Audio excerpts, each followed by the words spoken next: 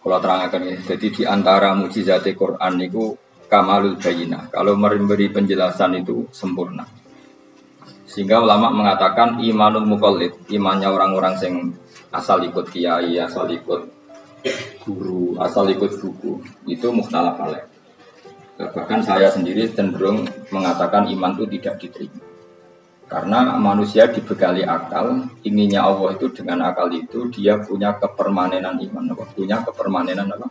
Iman, dan dengan itu dia imannya mujma' alaih, mesti diterima oleh Allah Subhanahu wa ta'ala. Karena binna dari sohek dengan logika yang benar. Dan logika yang benar itu gampang sekali.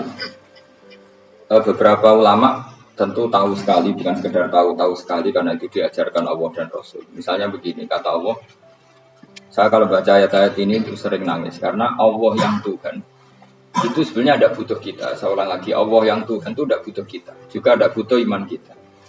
Tapi Allah ingin hambanya itu berakal, ya. Karena agama itu dikaumi yakinun, sehingga berpikirnya benar. Misalnya gini kata Allah, enggak apa-apa, kamu menuhankan selain saya itu tidak apa-apa, kata Allah. Enggak apa-apa, Yesus kamu katakan Tuhan, enggak apa-apa, kamu katakan batu Tuhan, enggak apa-apa.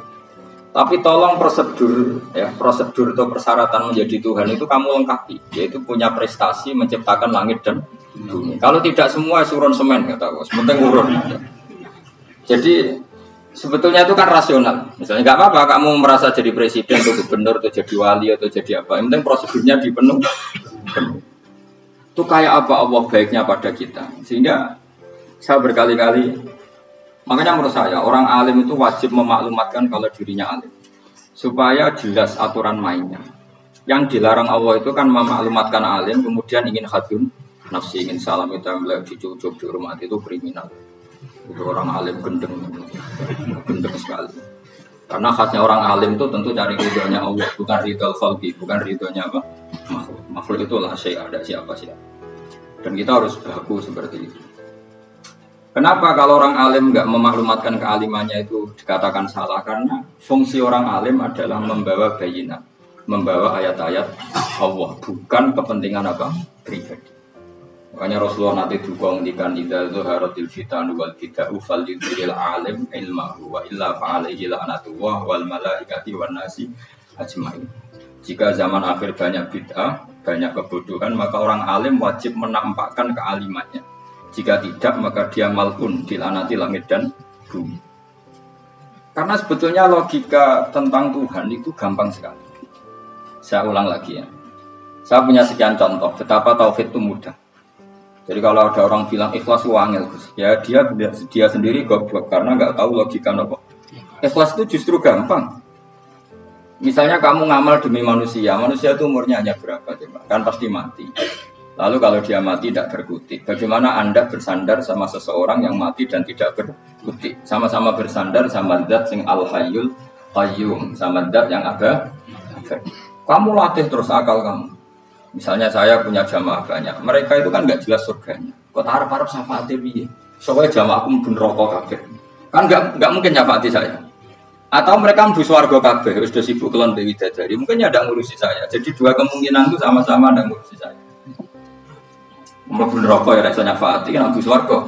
Do sibuk napa? Kelon dewi dadari karena trauma di bocah elek melarat. Sehingga kiainya saja wis ora takok Gus Pak nang ndi sesuatu takok. Seribet deh, no. Nah, tentu saya juga sibuk soal pangeran sudah. Makom saya sudah sibuk soal pangeran. Kue pesta seks yang kulo soal pangeran. Wah, swargame wayate pokok inna ansa'na guna napa? Insya'a faja'alna guna. Karo kelon jadi perawan berarti keloni. Seribet. Kalau insyaallah melok daftar sing fa'ama in kana minal muqarrabin farahu warihan. Jadi surganya muqarrabin itu enggak ada sifatnya. Di situ enggak dibagas bidadari makan-makan enggak, tapi farahu warihan. Satu surga yang sifatnya rohani. Karena enggak bisa disifat. Tapi saya daftar di situ ya hanya beberapa jam baru itu gabung kon. Taruh rasanya mengayu juga keberatan. Ya tapi saya tentu punya dua kelas, ya. Punya kedua premium dan ekonomi. Saya enggak tertarik lah daftar yang premium dok nanti repot teman. Saya itu sering nangis kalau baca ayat seperti ini. Bagaimana Allah yang Tuhan, kemudian tidak butuh apa-apa. Tapi Allah saking baiknya itu membuat tatanan logika kita.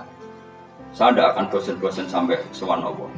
Bahkan andaikan saya masuk surga dengan faham ini, saya milih faham ini. Karena faham ini itu menguntungkan agama. Li'ilai kalimah kita. Sementara masuk surga itu hadun nafsi. Banyak ulama mengatakan, kenapa Anda ada ingin mati? Padahal Anda mati masuk surga. Katanya, saya takut kehilangan momen sujud. Karena sujud adalah hak Allah. Sementara surga itu hakun nafsi. Keinginan saya. Tentu saya mendahulukan hak Allah ala hakin nafsi.